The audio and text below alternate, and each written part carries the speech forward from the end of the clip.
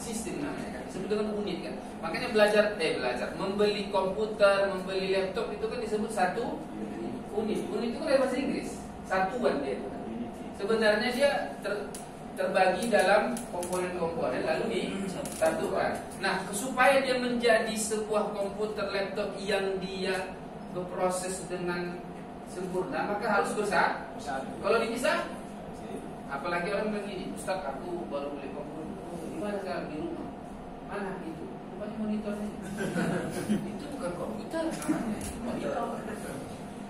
Atau CPU-nya aja gitu, nggak ada keyboardnya, nggak ada mouse-nya, nggak ada monitornya. Itu bukan komputer namanya, bagian komputer. Begitu juga, kalau mau belajar bahasa Arab, jangan hanya belajar mufradat yang apa mufradat, nggak cukup. Nahu sorobnya saja nggak akan cukup. Belajar makhraj hurufnya fasih. Kalau baca Quran, masya Allah kayak orang Arab gitu kan. Begitu ditanya kayak paham kan? Ada orang begitu, ada. Luar biasa makhraj hurufnya, orang Arab kan. Baca Quran dia, suaranya fasih dia, ya Allah. Tapi orang Arab gini-gini. Begitu ditanya langsung ngomong, "Gimana ini ta'alam tentang bahasa Arab?" Berarti, tapi alhamdulillah kalau orang yang sudah bagus makhraj hurufnya, dia sudah dapat modal satu modal. Nah, berarti sepertiga sudah selesai kan? Tinggal 2/3 lagi. Kalau sudah ada yang belajar produk dan banyak hafalannya, berarti tinggal 1/3 lagi. Ya, sudah ada modal. Yang menjadi masalah adalah kalau makhraj hurufnya pun belum berprestasi. Ini kita capek. Assalamualaikum. Tapi bisa. Ronaldo pun kalau belajar bahasa Arab, panggillah Ronaldo, saya ajar bahasa bisa. Messi pun bisa. Bukan hanya Muslim gitu. Karena kita tahu metodenya, dan alhamdulillah kita pun sudah mendapatkan sertifikat internasional untuk mengajarkan bahasa Arab. Jadi jangan diragukan. Ada orang diragukan. Oke, kita lanjutkan. Nah, jadi itu dimaksud dengan sistematis dan sistematis. Oh sebentar, belum selesai. Jadi belajar bahasa lisan dimulai dari kalimat, kata, baru huruf. Kalau sudah nanti lancar, maka itulah yang menjadi mahir. Disebut mahir, keterampilan menyimak, berbicara, membaca dan menulis dan itu selanjutnya. Nah, kalau bahasa tulisan dari mana mulainya? Bisa membaca dan menulis. Kalau kita mau bisa membaca, seperti misalnya membaca Al-Quran, dari mana mulainya? Dari huruf lah, nggak mungkin dari kalimat langsung. Baca Quran langsung, nggak mungkin. Nah, kalau dia bahasa tulisan, dari huruf, kata, baru, bahkan nanti, dan oke. Jadi jangan disalahkan. Jadi sudah tahu ya? Kita lanjutkan.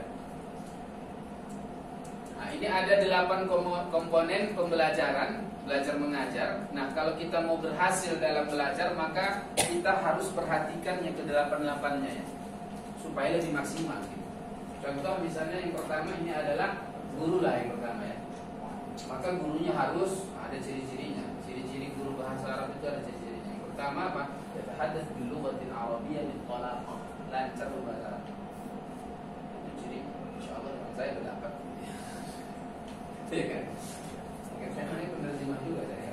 Kemudian yang kedua materi ajarnya, yang dipelajari. Alhamdulillah kita sudah pilihkan yang dipelajari itu langsung kitab Arabiyah Bayyinah. Jadi itu sudah tersusun rapi materi ajarnya dan tidak dimulai dari nahwu sorof, tapi langsung dari hiwar, mufradat. Setelah itu nanti baru tarakib, ya pola-pola kalimat. Setelah itu nanti fahmul masmu, ya aswat, fahmul masmu, kalam, qiraah, kitabah. Jadi itu dalam satu tema itu nanti ada 9 pelajaran ya. 9 pelajaran. Itu tingkat dasarnya nanti. Insya Allah kalau betul-betul kita belajarnya bisa ngomong bahasa Arab. Bisa. Kamu nggak bisa? Bisa. Coba ya begini. Oke. Nggak tahan kan? Hah? Nggak tahan ya. Cukup-cukup aja. Oke, kemudian tujuannya harus jelas. Nah, kalau kita Arabiyah pilih itu sudah tujuannya sudah sangat jelas. Tujuannya itu kita nanti bisa berbahasa Arab, lisan maupun tulis. Dan dia ada tingkatannya, dasar, menengah, kemudian atas. Kemudian ada nanti yang fasih.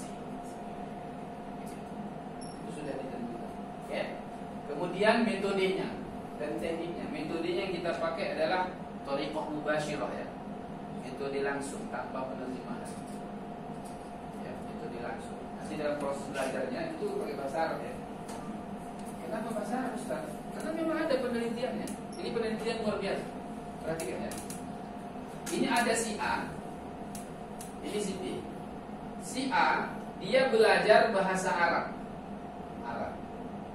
Dalam proses belajar bahasa Arab ini dia tidak, gurunya tidak mengajarkan bahasa Arab, tapi pakai bahasa daerah. Selama berapa tahun? 6 tahun. Datang ke pesantren mau belajar bahasa Arab, tapi dalam proses belajarnya tidak menggunakan tapi bahasa daerah. Bahkan sampai di asramanya pun bahasa daerah. Setelah 6 tahun, apa yang terjadi? Dia lebih jago bahasa daerah.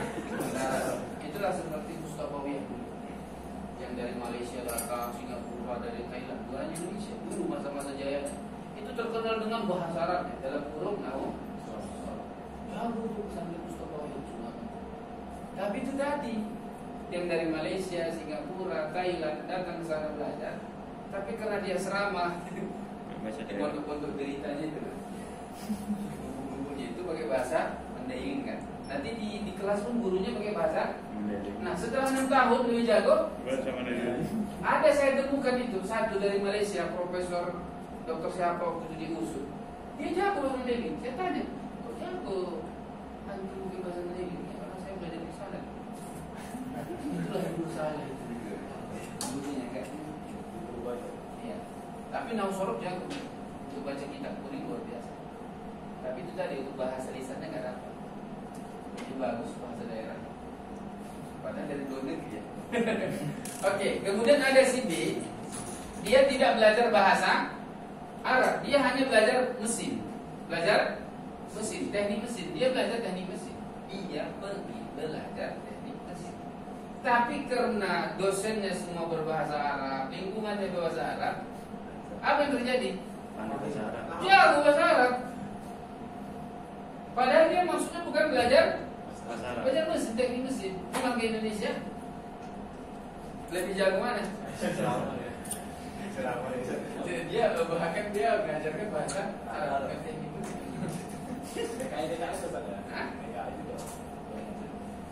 Hanya saja dia bahasa Arab ambien.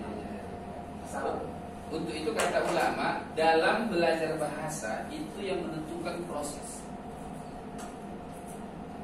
bukan apa yang dipelajari. Kalau prosesnya sudah menggunakan bahasa Arab, insya Allah tidak bahasa Arab pun kita pelajari, insya Allah bisa bahasa Arab. Contoh, misal kita main bola, saya pelatihnya, tapi bahasa Arab terus saya. Kira-kira gimana? Kalau 3 bulan gimana jadi? Bisa bahasa Arab. Jago bahasa Arab. Pus, enak kurang, haya, rawi, sadid, bisa. Padahal cuma ada itu aja yang tahu nanti kan. Pastinya udah jago kan dia. Begitulah yang terjadi di klub-klub internasional. Misalnya Messi dari mana? Argentina. Ronaldo dari mana? Nanti kan kumpul dalam satu grup. Itu kan beda bahasa. Gimana itu ngomong? Bahasa Inggris. Nah, ada apanya program pembelajaran bahasanya hanya sekian bulan selesai. Karena yang diajarkan cuma bahasa seputaran bola tadi aja udah. Di luar itu. Oke? Jadi sudah ketahuan ya dari mana mulainya. Nah, jadi di sini tadi metodenya metode langsung insya Allah. Kemudian medianya kita gunakan ya ada buku, nanti ada laptop pakai proyektor, kemudian ada audionya insya Allah nanti kita kirim lebih rapi lah insya Allah nanti. Karena ini nanti apanya khusus bahasa Arab kita ini bukan saya saja yang mengajar ya, ada 3 orang ustaz nanti ya, karena kita bagi 2 kelas ini, tidak satu 2 kelas, karena ada yang sudah kita 2, ada kita 2 kelas, tetap nanti ya kelasnya nanti di bawah ada, pokoknya ada 3 orang ustaz nanti yang mengajar ya. Kemudian ini sumber belajarnya tidak hanya dari ustaz tapi dari internet juga bisa ya kan. Sumber ini nanti kita sediakan. Sumber belajar, artinya kita belajar bukan hanya dari ustaz tapi dari buku, dari YouTube, media sosial. Kemudian evaluasinya ada ujiannya. Setiap selesai kitab nanti ada ujiannya untuk pindah ke kitab yang kedua. Jadi kalau sudah 2 jilid kitab satunya selesai, kita ujiankan, kita kasihkan sertifikatnya. Ada sertifikatnya. Tanda kita bahwasanya lulus kitab 1 Nanti kalau kitab 2 ada lagi sertifikat, kitab 3 juga ada. Nah, setelah itu nanti baru kita ajarkan bagaimana belajar. Makanya saya di As-Sunnah unik saya di As-Sunnah. Saya ngajar di As-Sunnah ini semester 1, semester 2 dengan semester 7. Waktu dia masuk saya ajarkan bahasanya, mau tamat saya ajarkan cara mengajar. Di As-Sunnah itu kerjanya. Jadi masuk dia belajar bahasanya, setelah itu nanti mau tamat belajar metode. Jadi kita begitu juga. Dan alhamdulillah ustaz-ustaz di As-Sunnah ini sudah dapat sertifikat internasional rata-rata. Dan menurut pengakuan Syekh Ali Jumal dari Arabiah Madinah itu, dari Riyadh itu datang tahun 2015 ke As-Sunnah ini, kita dilatih selama sepekan sama mereka. Jadi setelah kami melatih dari berbagai tempat universitas negara, tapi non Arab, yang paling terbaik itu As-Sunnah. Guru-guru. Kenapa? Karena dia bukan rata-rata, dia rata-rata. Nggak semua, nggak mungkin semua. Ya mayoritasnya gurunya itu begitu dilatih, diujiankan lulus semua gitu. Tapi kalau di luar misalnya ke UIN mereka, kan pesertanya maksimal 25 itu nggak boleh lebih, cuma 25. Itu nanti 3 orang muncul bagus sekali, tapi nanti 10 itu kacau. Kalau dia As-Sunnah nggak ada, di atas standar dia semua selesai. Karena mendapat bahasa dan ilmunya, karena sudah pengalaman mengajar. Oke, kita lanjutkan. Nah, ini sudah selesai. Nah, ini masalah bahasa tadi. Ini dia. Nah, ini dia. Saya tulis tadi di sini. Ya, perhatikan ini. Itu lebih intinya. Nah, jadi inilah bahasa. Bahasa apapun itu, semua bahasa. Inilah dia komponen pembentuknya. Modalnya ini. Ya, aswad, bunyi bahasa itu lah huruf-huruf tadi itu. Kemudian mufradat, kosakata, kemudian taroki, pola, kalimat. Nah, kalau ini sudah dikuasai, insya Allah nanti ada maharatul istima', maharatul kalam, maharatul qiraah, maharatul kitabah. Ini bahasa lisan, ini bahasa tulisan. Nah, maksudnya dari mana mulai? Dari hiwar. Jadi berapa jumlahnya? 8. Ada berapa? 8. Ada 8. Ada 8. Jadi kalau belajar bahasa Arab itu bahasanya dipelajari, 8 ini dipelajari. 8 ini dipelajari. Ya, 8. Loh, mana Ustaz Namsol? Kalau udah dapat bahasanya baru belajar Namsol. Dan itu akan lebih mudah, rasakan. Belajar Namsol itu gampang. Kalau sudah dapat bahasa, tapi kalau bahasanya nggak bisa, ilmu bahasanya lebih parah lagi. Susah, capek, letih. Jangan kan muridnya, gurunya pun capek. Padahal nggak salah muridnya sebenarnya, tapi gurunya ngomong kayak gitu. Letih, capek. Padahal yang salah gurunya. Berarti kalau belajar bahasa Arabnya nggak mesti lancar kali baca Al-Quran ya? Enggak ya, bisa. Bisa lah. Kalau kita ada bisa, cuman lambat. Berat. Bisa. Tapi ingat, kalau nanti dia ikut belajar bahasa Arab lebih fasih kalau nanti baca Quran lebih bagus. Itu pengalaman. Ya, pengalaman begitu. Jadi yang tak bisa baca Quran itu bisa mulai, karena nanti ada dia huruf-huruf, cuman agak lama itu saja. Tapi bisa. Ada yang belum bisa baca Quran ini?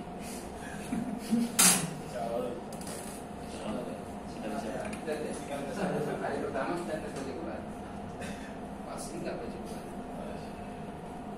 Perlu dites kalau salah ya. Gak usah. Langsung aja lah nanti belajar. Pokoknya langsung belajar. Nah, ini dia percakapan inilah hiwar, dialog conversation, ya, ngomong-ngomong, ya tanya jawab, inilah pintu masuknya dari sini. Itu nanti pelajaran pertama kita hiwar dalam bentuk perkenalan. Hiwar 1 mufradat, hiwar 2 mufradat, hiwar 3 mufradat. Setelah itu baru mufradat. Mufradat yang tidak ada dalam hiwar, yang mufradat tambahan yang wajib dihafal. Setelah itu nanti baru belajar pola kalimat. Pola kalimat itu maksudnya kita belajar bagaimana menyusun kalimat dari mufradat yang sudah kita pelajari. Jadi langsung nih, tanpa teori. Bisa Ustaz ya? Bisa. Sama kita dulu belajar bahasa Indonesia sama orang tua. Itu kan belajar bagaimana buat kalimat sama orang tua. Apa pakai teori? Apa diajarkan? Subjek, predikat, objek, gak ada kan? Mana kata kerja, mana kata benda, mana kata sifat. Ini kata kerja transitif, ini intransitif, ini kata keterangan tempat, waktu. Mana ada, langsung to the point aja. Begitulah belajar bahasa. Pola kalimatnya, bukan nahu sorot. Kalau sudah bisa baru nanti nahu sorot. Baru nanti belajar aswat, bunyi-bunyi. Nanti kita belajar bagaimana mengucapkan ha, bagaimana membedakan ha dengan ha, bagaimana bunyikan a, ain dengan hamzah. Itu harus fasih. Oke? Kemudian nanti kita baru belajar istima. Nanti kita istima kepada mufradat, ada gambarnya, apa artinya, disesuaikan. Jadi nanti istima yang pertama itu bukan huruf lah, nggak mungkin, kata kan. Ada nanti gambar, saya sebutkan katanya, apa artinya, dipilih aja. Belum. Oh paham, berarti sudah telinga Arab. Ya kan? Baru nanti kalimat. Jadi bukan kata lagi, sebuah kalimat. Nanti ada pertanyaan. Kira bisa jawab nggak? Nanti kalau sudah tinggi, paragraf, saya bacakan panjang teksnya. Ada pertanyaannya, paham nggak? Nah, bahkan nanti sebuah wacana, bukan satu paragraf lagi. Bahkan mungkin nanti satu halaman itu saya bacakan satu halaman. Itu kitab berapa? Kitab 2. Kitab 2 udah begitu, satu halaman saya bacakan, buku ditutup, Aglikun Kutub, saya bacakan satu halaman. Nah, jawab pertanyaan. Sudah ke situ dia nanti. Dan temanya masih mudah, tema yang kita pahami. Insya Allah bisa dijawab karena kita paham dalam bahasa Indonesia paham. Tapi nanti kalau sudah tingkat atas, itu sampai tema yang mungkin kita tak paham, itu yang dipelajari. Misalnya tentang politik, tentang energi. Jangankan bahasa Arab, saya sebenarnya. Iya kan? Betul kan? Nah, tapi itu kan juga penuntutan itu kalau sudah dia malu begitu. Jadi dia semua tema itu dia kuasai. Itu kalau sudah dia kuasai dia dapat. Semua bidang bisa. Oke. Nah, kemudian apa tadi? Itu istima, baru kalam. Nah, nanti ada saatnya pelajaran kalam. Disuruh ngomong satu-satu. Suruh ngomong, nggak boleh diam. Makanya tanda kelas bahasa itu harus itu. Harus koak-koak, nggak boleh diam-diaman. Bukan belajar matematika yang banyak berpikir. Ada yang demikian kok. Aku lagi konsentrasi, nggak bisa jawab ya. Tapi kalau belajar bahasa, nggak boleh diam. Harus apa? Ngomong. Harus dia berani, nggak boleh takut. Jangan takut salah, nggak boleh. Kalau sudah takut salah, itu susah. Jangan takut salah apa-apa, nanti lama-lama kan bisa. Enggak saya marahi juga sih. Tapi kalau belajar nahwu shoroh, pengalaman orang-orang yang belajar bahasa Arab dari nahwu shoroh takut ngomong. Karena dia sudah diajarkan benar salah, benar salah, benar salah. Jadi begitu ngomong. Tapi kalau dari hiwar ngomong aja salah bantai terus. Enggak apa-apa, salah fadol. Udah bantai terus. Gitu. Nanti baru diperbaiki. Apanya diperbaiki? Misalnya bunyinya bukan begitu. Ya, panjang pendeknya bukan begitu. Kalimatnya bukan begitu, katanya bukan begitu. Dalam proses. Oke? Baru setelah itu membaca. Ada nanti saatnya membaca. Yang pertama dibaca adalah kata dulu, mufradat.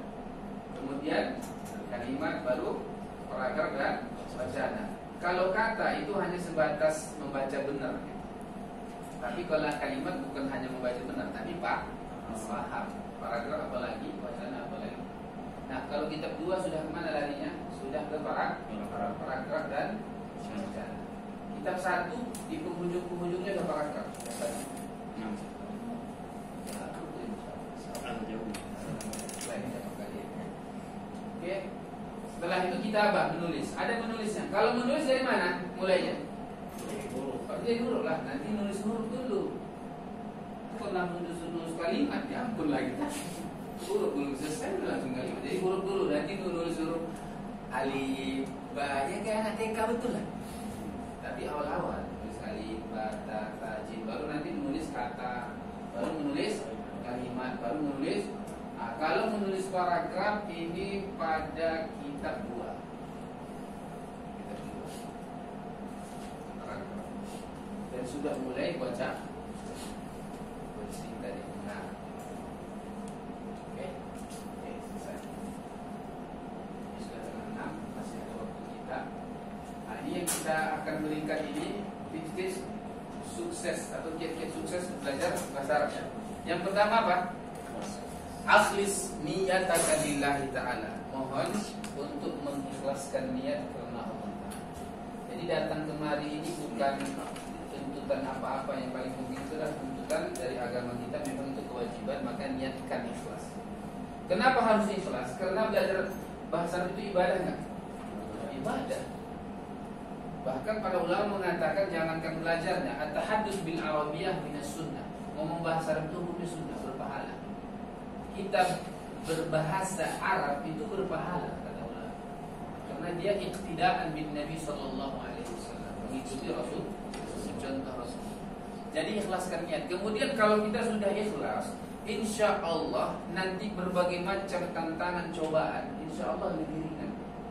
Kalaupun kita ikhlas niat, insya Allah kalau misalnya kita menyampingkan pekerjaan karena kita belajar bahasa Arab, insya Allah buka nanti rezeki yang lebih dari itu. Kalau ikhlas, kan ada orang-orang yang sebenarnya nggak bisa dia belajar bahasa Arab Senin Selasa Rabu. Kenapa? Dia Selasa Rabu kami karena kerja atau karena ada ini. Tapi niatkan saja ikhlas karena Allah Ta'ala. Allah pun tahunya itu. Jangankan Allah lah, kita aja. Kalau seandainya kita lihat orang seperti itu, kira-kira bisa bantu nggak? Bantu. Kawan nih lebih belajar bahasa Arab, dia rela. Itu kita ada rasa sayang, cinta, apalagi Allah.